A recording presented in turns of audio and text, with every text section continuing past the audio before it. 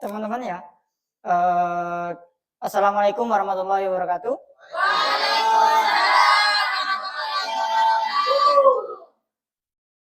Sebelum kita mulai pembelajaran, mari kita berdoa terlebih dahulu sesuai dengan keyakinan kita masing-masing. Berdoa dimulai.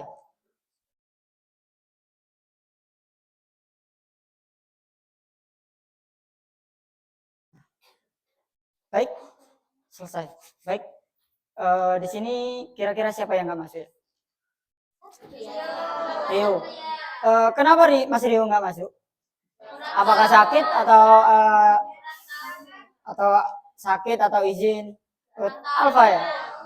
Kayaknya sering ya nggak masuk ya Mas Rio ya. Saya kira sakit gitu. Baik, sekarang kita akan mempelajari tentang sistem ekonomi. Sebelum kita masuk ke materi inti, di sini kita akan merefresh apa yang kita pelajari sebelum-sebelumnya. Nah, tadi dijelaskan oleh pemateri sama Bu Kiki ya, tentang sejarah ekonomi. Yang di situ terdapat sistem barter. Nah, dan juga tadi dijelaskan juga oleh Bu Emma tentang apa? Kira-kira masalah ekonomi. Kira-kira masalah ekonomi masih ingat apa aja? Coba.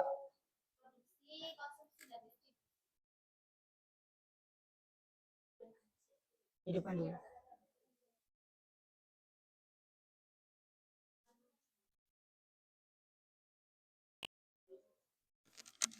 Masalah ekonomi itu ada masalah produksi, konsumsi, sama distribusi. Nah, masalah produksi, distribusi, konsumsi. Nah, kita akan lanjut belajar tentang sistem ekonominya. Setelah kita belajar tentang sejarah tadi, terus masalah ekonominya sudah kita pelajari. Sekarang kita akan belajar tentang sistem ekonomi. Apa sih itu sistem ekonomi? Kalau kalian lihat gambar,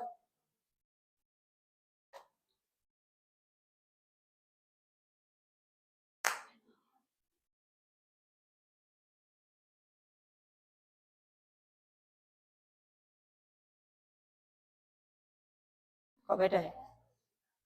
Nah, di sini kita akan belajar tentang sistem ekonomi.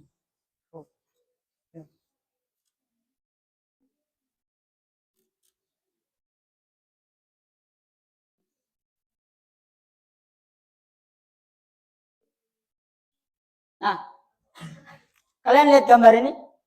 Nah, kira-kira sistem ekonomi, apa itu sistem ekonomi? Kalau kalian melihat dari gambar ini. Minyak goreng sawit habis. Nah, dari kalimat ini kira-kira ya, apa yang akan terjadi ke masyarakat kalau minyak itu habis? Gak masak. Nah, itu kan beruntun ya. Nah, sebelum kita membahas tentang ke masyarakat, saya coba kalian pikirkan kalian tuh sebagai seorang pemimpin. Seorang yang memiliki toko ini. Ketika minyak habis, apa yang akan kalian lakukan?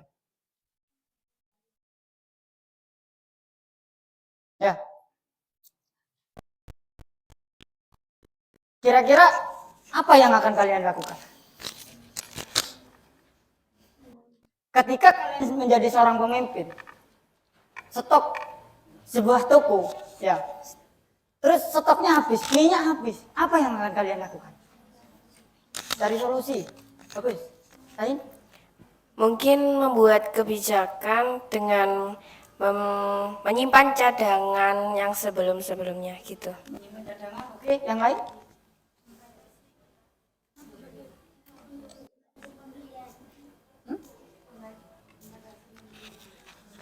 Mungkin dengan membatasi pembelian. Dengan membatasi pembelian ya. Nah, oke, bagus. Jawabannya good. Nah, ketika kalian menjadi seorang pemimpin, kalian harus memikirkan, oh minyak kita habis. Bagaimana cara kita untuk menanggulangi kehabisan minyak ini? Nah, ada yang bilang menyimpan cadangan. Ada yang bilang teman kalian membatasi penjualan. Nah, sebagai seorang pemimpin, kalian harus memiliki sistem ekonomi yang baik, pemikiran yang baik, atau solusi untuk mengatasi ini. Nah, sebagai seorang pemimpin, ketika kalian kehabisan minyak sawit, kehabisan minyak, solusi pertama adalah bagaimana caranya untuk mengisi kembali stok itu, ya kan? Entah itu kita yang beli pula atau kita menelpon penjualnya, distributornya, seperti itu. Nah, apabila minyak udah habis, akan merembet kepada pihak konsumen. Apa yang terjadi? Mereka nggak bisa masak. Kalau kata Bu Mega kemarin, kalau nggak ada minyak kita godok aja kan gitu ya. Tapi kan semuanya kan nggak bisa digodok gitu ya. Nah, jadi harus sistem ekonominya. Nah, dari pengertian tadi kita bisa menyimpulkan bahwa sistem ekonomi adalah bagaimana suatu sistem itu untuk apa ya? Mengatasi sebuah problem dalam ekonomi. Ketika barang produksi habis, maka pemerintah harus kalian sebagai pemerintah daerah ataupun menjadi seorang pemimpin negara, kalian harus berpikir, oh sekarang nggak ada jagung, kelangkaan jagung, petani gagal panen. Nah, bagaimana sistem ekonominya seorang pemimpin harus menanggulangi kelangkaan tersebut? Seperti itu. Kalau dibiarkan maka akan merembet dari produsen kehabisan apa itu namanya? Alat untuk memproduksi, bahan untuk produksi. Nah, kalau udah nggak ada bahan untuk diproduksi, maka konsumennya pun nggak akan dapat apa yang diproduksi. Dan ketika konsumen ini tidak mendapatkan apa yang diproduksi, maka apa yang terjadi? Kericuhan di sebuah negara. Akhirnya yang pusing adalah pemerintahnya sendiri. Nah, next.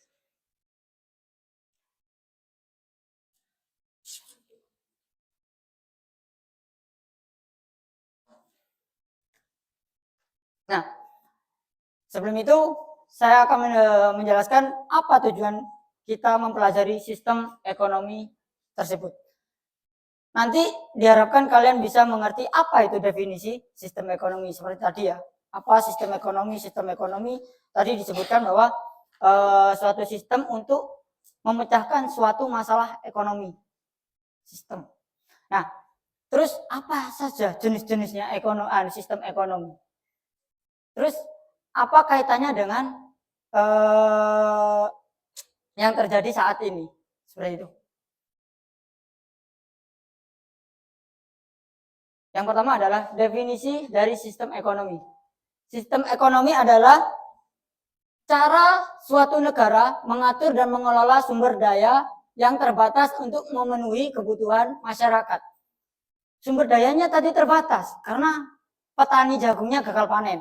Akhirnya pemerintah berpikir bagaimana untuk mengatasi masalah tersebut. Fungsi utamanya adalah untuk memproduksi, mendistribusikan, dan mengkonsumsi barang dan jasa. Jadi tujuannya itu untuk memproduksi, mendistribusikan, dan mengkonsumsi barang dan jasa. Untuk apa kira-kira? Untuk mensejahterakan masyarakat. Tadi saya jelaskan. Dari yang pertama, produksi. Udah kehabisan stok untuk memproduksi barang. Bahan untuk memproduksinya nggak ada. Alhasil yang bagian mendistribusikannya pun nggak ada kerjaan kan? Yang kedua, distribusinya nggak keliling, nggak jual. Konsumsi mau beli kemana? Konsumen. Nggak ada. Akhirnya di situ tidak terjadi kesejahteraan masyarakat. Karena kan nggak ada, mau gimana? Gitu.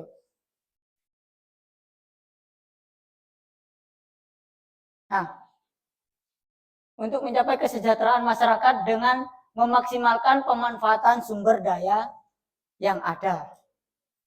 Jadi untuk menyejahterakan masyarakat dengan sumber daya yang ada.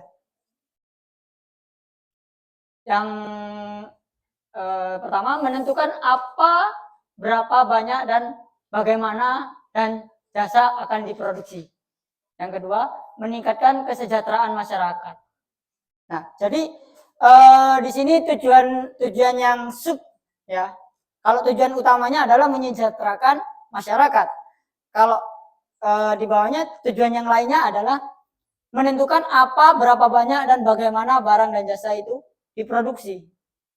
Yang kedua adalah meningkatkan kesejahteraan masyarakat. Di sini kita akan masuk ke jenis-jenis sistem ekonomi. Sistem ekonomi ada beberapa. Yang pertama adalah sistem ekonomi tradisional. Kalau sistem tradisional seperti yang disebutkan oleh Ibu Kiki tadi, bahwa ada sistem barter. Nah, kalian sudah paham kan? Tadi di sini ada teman kalian yang maju melakukan sistem barter. Yaitu ketika ada orang bawa barang, bawa buku atau pulpen, atau kalau kita lihat yang sering barter itu biasanya kan orang pedalaman ya. Orang gunung bawa hasil bumi ke orang sekitar pantai, bertukar barter dengan ikan. Terus sistem ekonomi liberal atau pasar. Sistem ekonomi liberal ini adalah sistem di mana semua perekonomian itu dilimpahkan pada masyarakat. Seperti itu. Peraturannya mau membuat harganya berapa, itu yang menentukan masyarakat. Pemerintah tidak terlalu ikut campur. Yang ketiga adalah sistem ekonomi komando atau terpusat. Ya, komando atau terpusat. Dari namanya sudah sistem ekonomi terpusat, yaitu satu pusat dipimpin oleh satu. Berarti yang menentukan semuanya dari produksi, distribusi, konsumsi, pajak, dan lain-lainnya semuanya diatur oleh pemerintah melalui satu pintu. Terus ada sistem ekonomi modern. Salah ketik ya, tipu. Modern. Seperti yang kita tahu, ada pasar tradisional, ada pasar modern. Nah, sistem ekonomi modern seperti yang kalian ketahui ya, yang ada pada sistem pasar modern. Yang kelima adalah pasar campuran. Nah, pasar campuran itu terdiri dari dua sistem ekonomi, yaitu ekonomi pasar dan ekonomi komando. Jadi sistem ekonomi campuran adalah gabungan dari dua sistem ekonomi, yaitu sistem ekonomi campuran dan komando. Yang kalau kita bilang pasar, sistem ekonomi pasar atau finansial ya, dengan sistem ekonomi komando. Kalau finansial itu lebih dibebaskan kepada masyarakat, sedangkan kalau komando ke pemerintah. Kalau campuran tidak ada harus masyarakat terus, tidak ada pemerintah. Jadi kolaborasi. Seperti itu kalau campuran. Nah, di sini ada ekonomi ekonomi tradisional. Ekonomi tradisional merupakan ekonomi yang paling sederhana. Cara penyesuaian masalahnya itu masih tradisional ya, ditentukan oleh kebiasaan, tradisi, seperti itu ya. Hasil produksinya hanya memenuhi kebutuhan sehari-hari, tidak untuk dijual, tapi untuk kebutuhan sehari-hari. Seperti contoh, Mbak Ami punya ladang menghasilkan singkong, dan Mas Iqbal daerah pesisir, karena daerah pesisir banyak ikannya.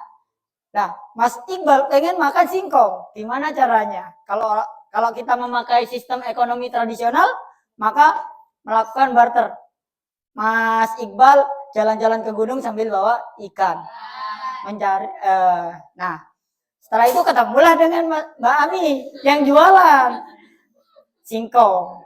Nah, ini ada singkong, gitu ya. Contoh masyarakat petani di desa. Masyarakat petani di desa kan petani nih, ada yang jagung, ada yang padi. Di sini ada nggak yang pernah membawa beras atau membawa hasil pertanian ke toko, ke pasar gitu? Ada. Oh ada, Mas Misbah, Mas King Salman ya. Nah, jadi ya kalian biasanya petani bawa beras. Yang kebanyakan di desa-desa ini bawa beras. Seperti saya pernah bawa beras ke toko. Untuk apa? Bukan dijual. Tukar. Bawa beras, tukar. Apa yang kita butuhkan? 1 kilo untuk berapa? Dapat berapa telur kira-kira? Itu. Dan sistem distribusi memiliki keunggulan, yaitu tidak adanya eksploitasi sumber daya alam maupun tenaga manusia. Jadi nggak ada eksploitasi, kan kebun kalian sendiri, punya kalian sendiri, kalian yang tanam, ya kan? Nggak ada yang mengeksploitasi. Masa iya Icis yang nanam padi, ya, terus dieksploitasi lah oleh Reni, diambil oleh Reni, yang manen Reni, kan enggak kan? Enggak. Yang mencari ikan Mas Rohim, diambil sama Mas Salman, kan nggak mungkin. Nah, seperti itu. Jadi keuntungannya itu nggak ada yang mengeksploitasi, entah itu tempatnya untuk bertani atau hasil panennya itu nggak ada yang mengeksploitasi.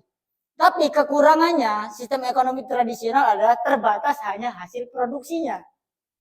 Kan petani nih, menghasilkannya hanya pertanian, jagung, padi, singkong, atau kalau kita ke perkebunan, karet, sawit, ya hanya hasil produksinya, tidak bisa menghasilkan yang lain, tidak ada variasinya. Seperti itu.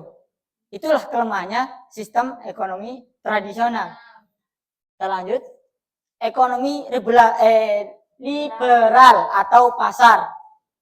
Nah, sistem ekonomi liberal itu merupakan sistem ekonomi yang memberikan kebebasan kepada masyarakat. Yang menentukannya itu masyarakat, yang menjalankan kegiatan produksinya masyarakat, distribusinya masyarakat, konsumennya masyarakat. Pemerintah hanya memantau saja sebagai pengawas. Tidak ikut campur dalam pendistribusian, produksi, atau yang lainnya. Tidak ada sangkut pautnya pemerintah. Tapi memang pure dikasihkan ke masyarakat. Nah, kelebihan dari sistem liberal atau pasar memberikan produsen bebas berinovasi. Jadi kan pemerintah itu nggak melarang kalian untuk membuat apa saja. Ya, kalian mau membuat seblak, oke. Kalian mau menjual bahan mentah, oke. Kalian mau jual peralatan otomotif, oke. Nggak ada istilahnya larangan untuk kalian berinovasi. Jadi kalian bebas mau membuat apa. Kalau kalian sebagai siswa ya bisa, biasanya kan sekarang kan banyak tuh siswa-siswa yang sudah bekerja berjualan online, ya. Dengan cara membuat buket atau membuat makanan, food and drink ya, F&B gitu ya. Nah, jadi kelebihannya itu adalah kalian inovasinya bisa bebas, tidak tertekan. Sedangkan kekurangan sistem ekonomi pasar berdampak buruk bagi sebagian pihak, khususnya mereka yang tidak memiliki banyak modal.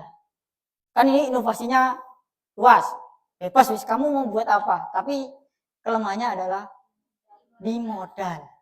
Oh ya, saya akan membuat seblak sekarang, saya buka kedai UMKM, tapi uangnya nggak ada, adanya cuma sekian, akhirnya buka kecil-kecilan. Berbeda dengan Mbak Intan, karena cuannya banyak, ya, simpenannya banyak di bank, akhirnya membuka usaha geprek yang lebih besar atau seblak yang lebih besar, tempatnya lebih luas. Atau ketika kayak Mas Salman, orang anak muda biasanya kan inspirasinya, oh saya mau buka warkop. Karena uangnya banyak, ya tak buka. Saya beli lahan, tempatnya oke, ya ini strategis ini tempatnya ini. Oh kebetulan dijual, saya beli sekarang, saya mau buat warkop di sini. Karena uangnya ada. Nah kalau uangnya nggak ada, ini tempatnya strategis, tapi saya nggak bisa jual, kan gitu kan akhirnya kan ya. Nah seperti itu.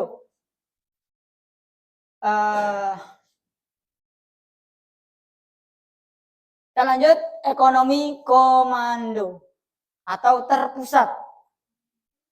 Nah, contohnya negara mana yang memakai sistem komando? Korea Utara. Ada yang tahu lagi selain yang saya sebutkan di sini? Ada Korea Utara, ada negara Kuba, ada negara Uni Soviet, bukan Rusia ya, Uni Soviet. Ada Cina sampai tahun 1979. Dulu mereka memakai sistem komando. Tapi sekarang sudah memakai sistem ekonomi yang lain. Nah, sistem ekonomi komando yaitu merupakan kebalikan dari sistem ekonomi liberal. Kalau yang liberal tadi memberikan kebebasan kepada masyarakat, tapi kalau komando itu pemerintah yang menentukan. Kamu harus membuat apa? Kamu distribusinya apa? Seperti itu. Jadi kamu tidak memiliki imajinasimu tidak jalan. Kamu sudah ditentukan dari awal. Kamu mau produksi, kamu harus produksi ini. Kamu jualnya ini. Sudah diatur oleh pemerintah. Karena satu pintu. Nah, contoh Korea Utara. Tujuannya sistem ekonomi ini adalah memenuhi kebutuhan bersama. Karena kan satu pintu nih. Ya, otomatis kamu buat produksi, kamu bagian distribusi, kamu buat ini, buat ini. Nah, bagian distribusi, konsumen tinggal mencari. Oh, yang di sana sudah ditentukan oleh pemerintah untuk membuat produksi meja, produksi makanan. Kan tinggal jalan. Jadi mencapailah untuk memenuhi kebutuhan bersama. Jadi nggak ada yang istilahnya sampai kekurangan seperti itu. Terus kelebihannya negara yang menerapkan sistem komando memang terkesan otoriter karena kan semuanya itu ditentukan oleh pemerintah. Masyarakat nggak bisa menentukan. Namun negara tersebut jarang terkena krisis ekonomi. Ya, berbeda dengan yang liberal. Kalau liberal kan ada pikiran, imajinasi, jalan. Akhirnya uangnya habis. Kan gitu ya. Terjadilah krisis di situ. Kalau sudah diatur oleh pemerintah, kebutuhannya sudah bersama, sudah dipenuhi bersama. Nah, maka sulit untuk terjadi krisis ekonomi. Terus kekurangannya adalah masyarakat tidak bisa berinovasi, tidak memiliki ruang. Kalian mau jualan apa, mau ekonomi apa, kalian mau mengekspor apa, kalian mau mengimpor apa, kalian nggak bisa berinovasi karena sudah ditentukan dari awal oleh pemerintah. Seperti itu.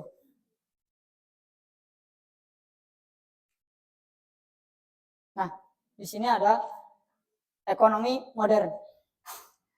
Sistem ekonomi yang kompleks berbasis pasar bebas dengan fokus pada pertumbuhan ekonomi, stabilitas dan kesejahteraan sosial berbasis teknologi juga.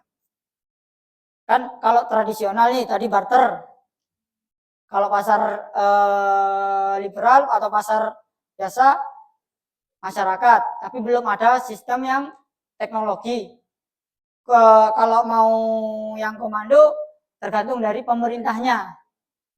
Nah, kalau modern inovasi dan teknologinya ada.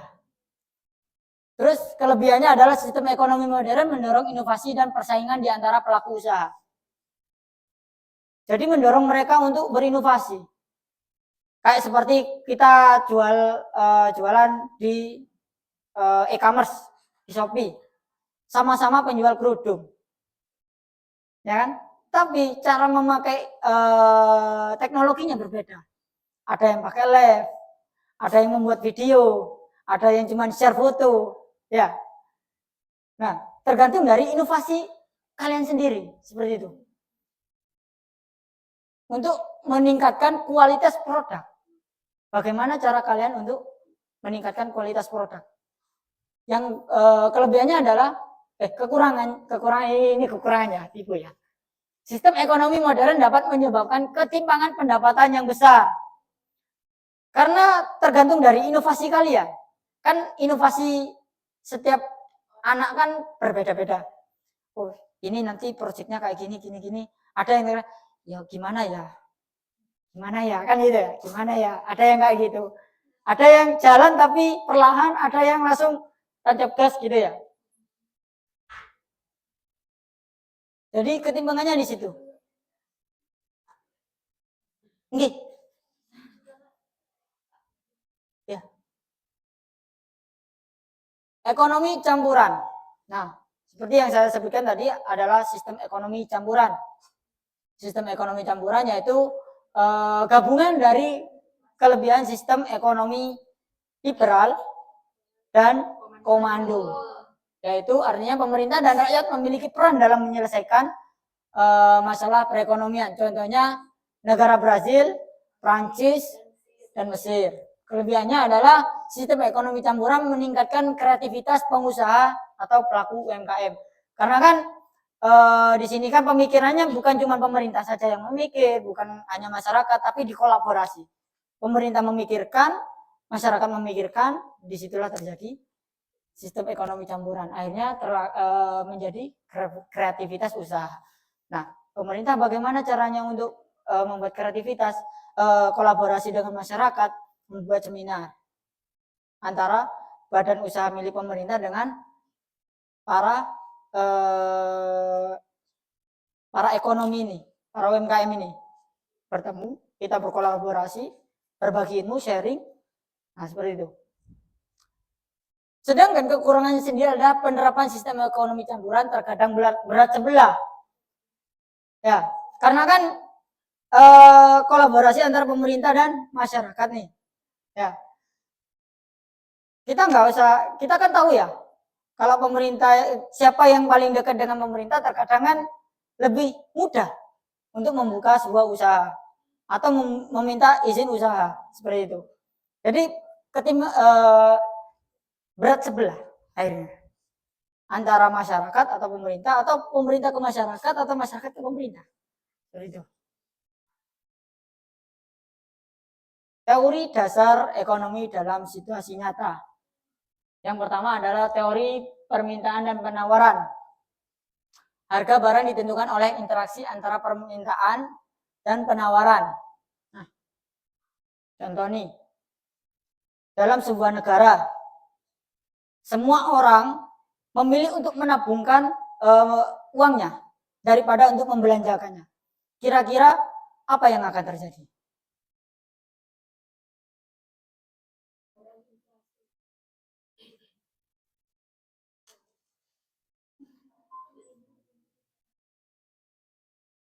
Ketika seluruh masyarakat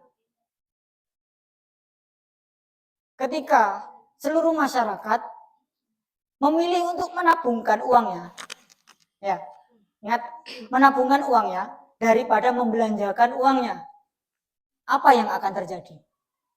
Mendorong pertumbuhan ekonomi negara, terus inflasi itu jadi berkurang. Oke, bagus. Yang lain ada? Yang lain? Mungkin Mbak Kiki mau jawab? Apa yang terjadi ketika semua orang di negara itu memilih untuk menabungkan uangnya daripada untuk membelanjakan? Kalau misalnya suatu masyarakat itu tidak membelanjakan, maka tingkat konsumsi itu akan berkurang. Nah, maka ekonomi akan terhambat begitu. Nah, baik. Jadi, ketika semua orang itu memilih untuk menabung, ya, gak ada yang mau beli nih, gak mau membelanjakan uangnya, maka yang terjadi adalah kurangnya dalam penawaran. Karena uangnya tak tabungkan. Dan akibat dari kurangnya penawaran, maka yang terjadi ketimpangan antara penjual dan pembeli. Ini produksinya udah banyak, tapi nggak ada yang mau beli nih. Seperti itu. Dan jumlah barang yang diinginkan akhirnya semakin banyak, semakin sedikit kan, tapi barangnya banyak, seperti itu. Yang kedua, teori biaya kesempatan. Memilih suatu alternatif berarti mengorbankan alternatif lain yang mungkin lebih menguntungkan. Jadi ketika kalian memakai teori biaya kesempatan, kayak kalian punya dua usaha. Satu, usaha kalian UMKM dalam F&B, sama-sama F&B. Satunya bakso, yang satunya seblak. Tapi dilihat di daerah itu lebih banyak mana peluangnya. Alternatifnya yang mana? Kalau kita tetap sama-sama jalan, kan akan yang satu rugi, yang satu untung. Nah, maka diambil yang paling untung. Seperti itu. Terus, apakah yang salah satunya kita harus berhenti? Tidak, tapi dicarikan alternatif lain. Seperti kalau di situ wilayah situ lebih banyak membeli bakso. Berarti kan di situ kan yang dipilih kan, oh yang tetap di sini adalah bakso. Tapi yang sebelah tidak berhenti. Tidak gulung tikar. Dalam artian kita mencari tempat lain.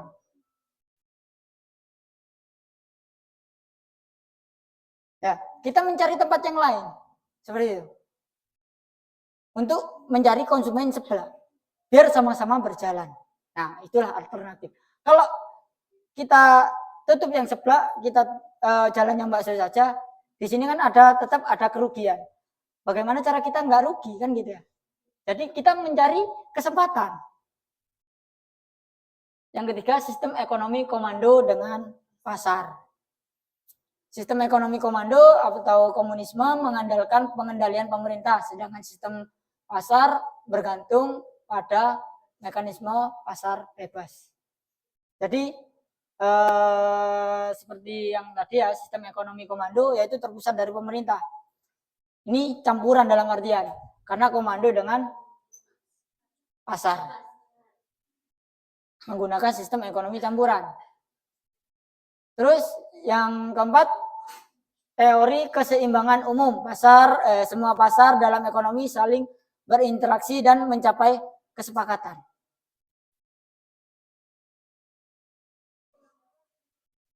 Yaitu yang kedua yang terakhir adalah teori dasar ekonomi dalam situasi nyata, yaitu teori pertumbuhan ekonomi. Pertumbuhan ekonomi dipengaruhi oleh faktor-faktor seperti investasi, inovasi, dan pendidikan. Jadi semakin banyak yang berinvestasi pada suatu perusahaan, maka perusahaan itu akan semakin berkembang. Juga semakin banyak inovasi suatu perusahaan, maka pertumbuhannya juga semakin sehat kan. Karena barang-barangnya pun selalu diinovasi. Yang ketiga adalah pendidikan. Seperti yang sudah kita pelajari selama ini ya, bahwa pendidikan itu penting untuk membuat pertumbuhan perekonomian. Dan terakhir, perbandingan sistem ekonomi. Kalau sistem ekonomi pasar itu kebebasannya tinggi, karena semuanya itu dibebaskan kepada masyarakat, untuk peran pemerintahnya minim, sedangkan untuk teori komando itu kebebasannya rendah, karena pemerintahnya yang menentukan. Sedangkan untuk campuran itu sedang, pemerintahnya seimbang, karena kan peran ekonomi pasar dan terencana atau komando ini kan digabungkan, jadi seimbang. Terima kasih. Sekarang setelah kalian mempelajari ini,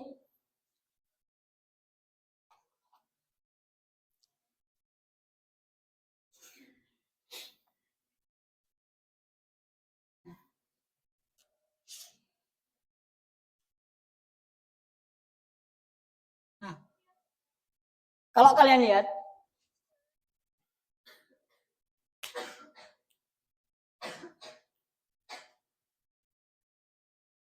lihat, ini adalah sistem barter. Ya, tepung, ikan. Apa sih kelemahannya kira-kira kalau sistem barter? Nilai harga. Barang sulit.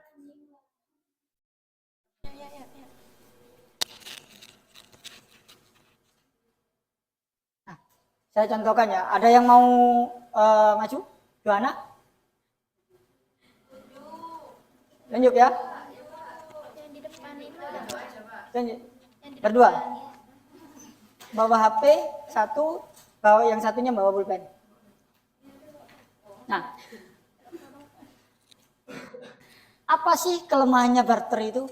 Yaitu tentang nilai Harga. nilai dari barang tersebut. Kira-kira mau nggak Mbak Bella ini bertukar dengan pulpen? Nggak mau kan? Karena nilainya kan bertumpang tindih. Iya. Nah, jangankan dengan pulpen, dengan sesama HP pun beda merek nggak sama kan? Nah, coba mau nggak? Enggak, ya udah nggak mau. Coba kalau gini, mau nggak dua HP ini dengan satu HP? Nah, seperti itu ya. Selagi nilai barang, silakan duduk. Terima kasih. Selagi nilai barang itu sama, maka di situ juga terjadi suatu sistem ekonomi, yaitu penawaran dan permintaan dan penawaran. Terus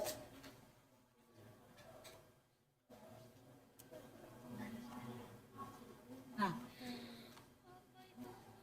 nih kalau kita lihat gambar ini, apa yang terpikirkan oleh kalian? Kira-kira sistem ekonomi apa ini? Tradisional. Karena berhubungan dengan petani. Kalau ini? Campuran? Campuran atau liberal atau apa?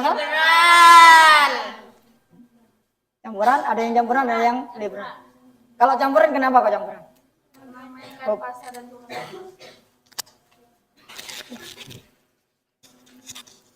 Karena mengkaitkan dengan pasar dan komando Pemerintah. Kenapa kok pasar? Iya, kenapa kok liberal? Sistem ekonomi pasar. Ayo, coba, kenapa? Kenapa Mbak Jis?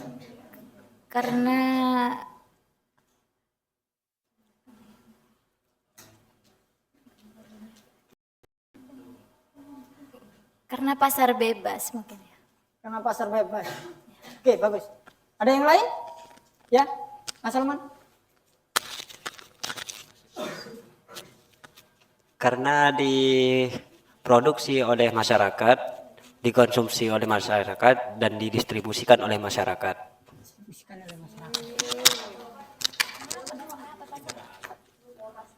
Bisa? Semua jawabannya itu benar. Tidak ada yang salah. Jadi ini bisa campuran, bisa liberal atau sistem ekonomi pasar, bisa juga sistem ekonomi campuran. Kalau kita lihat sistem ekonomi liberal, oke, yang memproduksi masyarakat, ya, yang mengkonsumsi masyarakat, yang menjualnya masyarakat. Karena ini kan semua masyarakat. Tapi kalau kita bilang campuran, boleh nggak? Boleh. Karena kan yang menentukan harga di pasar pemerintah. Ada limit penjualan atau maksimal penjualan. Harga yang sudah ditentukan oleh pemerintah. Ya kan? Ya. Ketika stok barang ini nggak ada dari petani,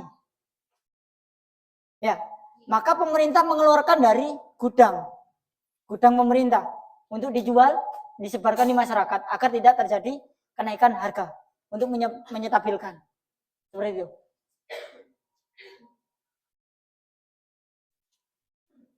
Nah, kalau ini modern.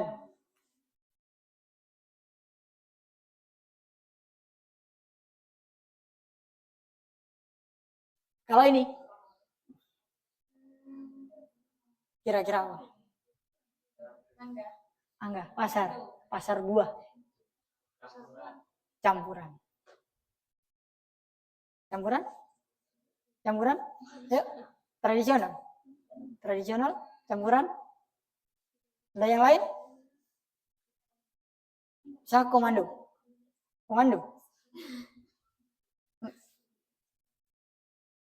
Ini adalah sistem ekonomi liberal.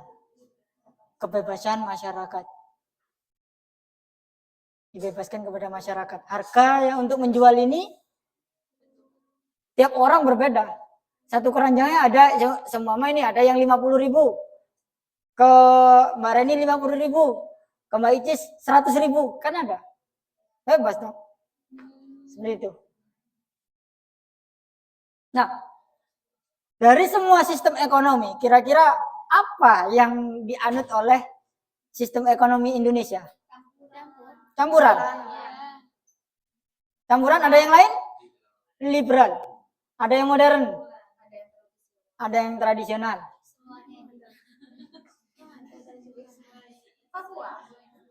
Ada yang pernah membaca sistem ekonomi yang dianut oleh Indonesia saat ini? Liberal. Campuran tadi ada campuran, liberal, dan modern. Sistem ekonomi yang dianut oleh Indonesia adalah sistem Pancasila. Apa itu sistem Pancasila? Yaitu perkembangan dari sistem campuran. Jadi sistem campuran yang tadi sudah saya jelaskan itu dikaji ulang dan disesuaikan dengan ideologi orang Indonesia. Karena kita berasaskan Pancasila, maka semua sistem campuran tadi disatukan dengan Pancasila. Baik, kita lanjut pertemuan minggu depan. Nanti untuk minggu depan jangan lupa kalian bawa kertas untuk kalian analisis. Nanti saya kasihkan materinya. Ya, nanti kalian analisis. Jadi ingat ya, minggu depan bawa apa? Kertas, alat tulis, apa butuh lem? Ya, butuh lem dan nanti gambarnya dari saya. Oke, baik, terima kasih.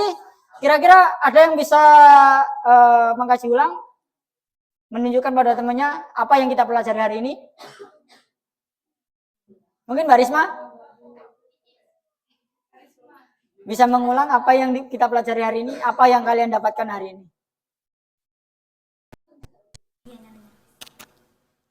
Ya, jadi materi yang kita pelajari hari ini dari Pak Faza adalah tentang sistem ekonomi, yang mana ada sistem ekonomi tradisional, contohnya seperti petani dengan sistem barter. Terus yang kedua ada sistem ekonomi liberal atau tergantung dari kebebasan pasar itu sendiri tanpa ikut campur tangan pemerintah. Terus ada yang sistem ekonomi komando atau terpusat, yang mana itu pemerintah turut ikut campur. Ada yang sistem ekonomi campuran, itu gabungan dari sistem ekonomi liberal dan komando. Lalu ada sistem ekonomi modern, dan Indonesia saat ini menganut sistem ekonomi Pancasila. Terima kasih. Baik, ketemu minggu depan. Apabila ada salah katanya, Bapak juga minta maaf ya. Tutup. Assalamualaikum warahmatullahi wabarakatuh.